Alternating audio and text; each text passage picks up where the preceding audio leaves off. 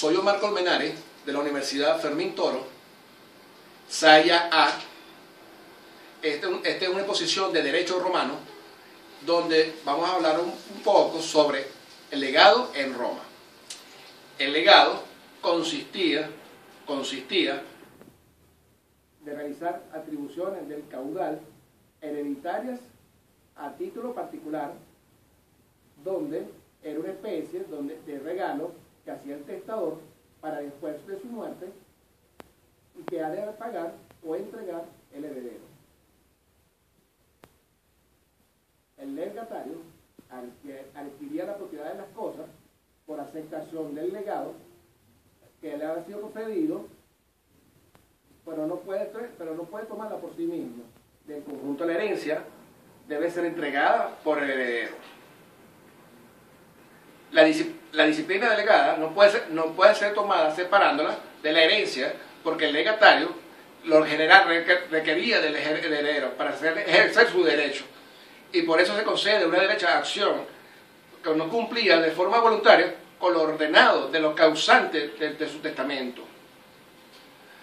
La forma de legado, hay total 4 formas de legado.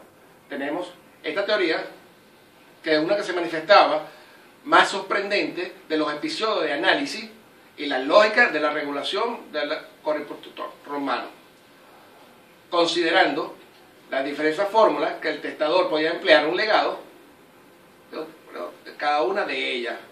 La voluntad, la presunta del difunto, es decir, el efecto del legado, el uso, había sancionado de esta manera, y según la fórmula empleada 4 clases de legado, teniendo cada una su naturaleza, su efecto era los legados.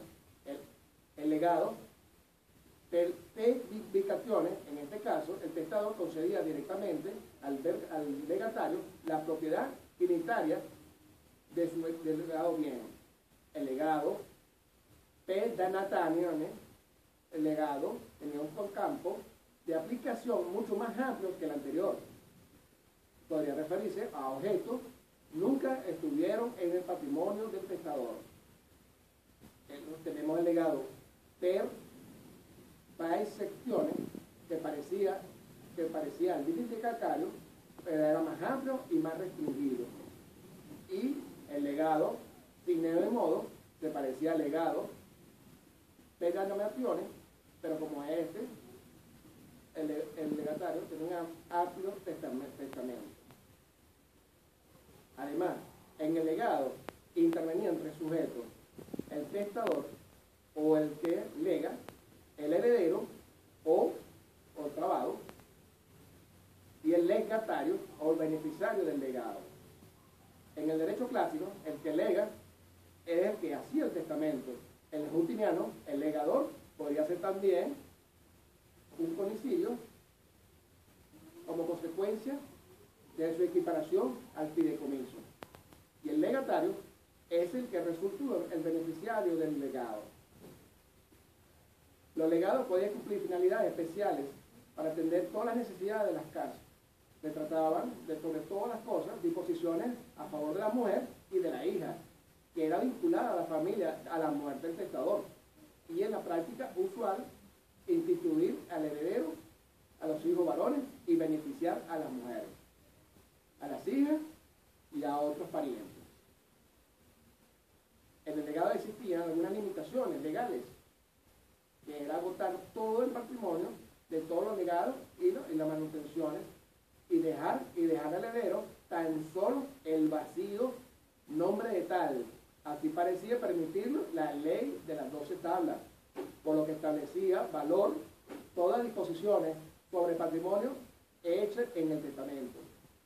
Esta era la palabra de la ley.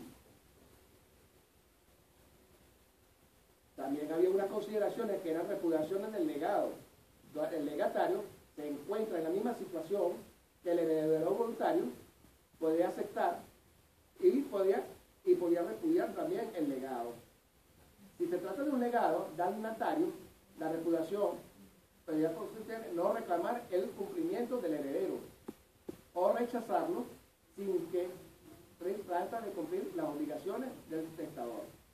En este nosotros nos basábamos en que esto es una parte de cómo era el legado en Roma. Este es un objetivo que estaba planteando de la exposición del legado y siempre estamos al derecho en esta parte de lo que